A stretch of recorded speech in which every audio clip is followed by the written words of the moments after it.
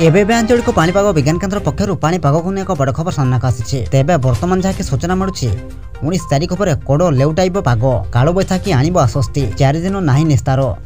तेबे एने केउ सब जिला को केते मात्रा विपद रही से नहीं भिडियो संपूर्ण अपडेट जाना किंतु ता पूर्व भिडियो को गोटे लाइक करूँ और भिडियो टी आपण मान सांगसाथी मान अधिक अधिक मात्रा शेयर करूँ। जदि आम चैनल आपन प्रथम थर भिडियो देखते ताहले एबे ही चैनल को सब्सक्राइब करी पाखर था बेल आइकन को प्रेस करी ऑल नोटिफिकेशन को ऑन रखंतु एवं आपण माने एही भिडियो टी को केउ जिल्ला रे देखुचंदी हमको निहाती भाबरे गोटिया कमेंट करी जणांतु।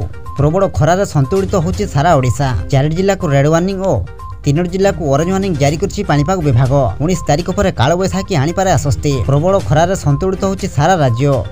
आगामी 4 दिन जाए नाही निस्तार।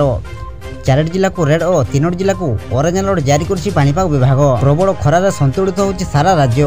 हीट वेव नै जारी हला रेड अलर्ट। प्रबल खरारे संतुलित होछि सारा राज्य। रविवार झारसुगुड़ा संबलपुर कलाहांडी सोनपुर और बौद्ध जिला को रेड अलर्ट जारी हेबा सह सुंदरगढ़ बलांगीर और अनुगुड़ जिला को ऑरेंज अलर्ट जारी करछि पाणीपाग विभाग।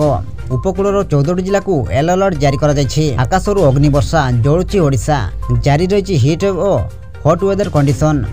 रविवार दिन 2:30 सुधा तापमात्रा 41 डिग्री पार करिछि। सोमवार अर्थात आज झारसुगुड़ा संबलपुर कलाहांडी रे रेड अलर्ट जारी होइछि। एही जिला गुड़िकर सिवियर हीट वेव हेबा नै सतर्कता जारी करछि पाणीपाग विभाग। उपकूल सह आभ्यंतरण रे ऑरेंज और येलो अलर्ट जारी होइछि। सुंदरगढ़ सोनपुर बलांगीर और बौद्ध जिले रे ऑरेंज अलर्ट जारी होइछि। संपूर्ण उत्तर उपकूल ओडिशा को येलो अलर्ट जारी करा जायछि। 17 तारिख रे राज्य रे 8टी जिला को बाद देले बाकी समस्त जिला को अलर्ट जारी करथिला पाणीपाग केन्द्र।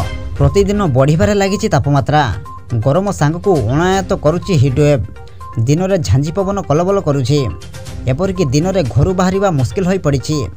साधारणतः मार्च मासरे 4 दिन ग्रीष्म प्रभाव अनुभूत होता है हेले एथर बढ़ी जाइछि अवधि। 13 तारिख हीट वेव स्थिति अनुभूत होउतबा बेले आहुरी 4 दिन जाए निस्तार नाही बोली कहिछि पाणीपाग विभाग।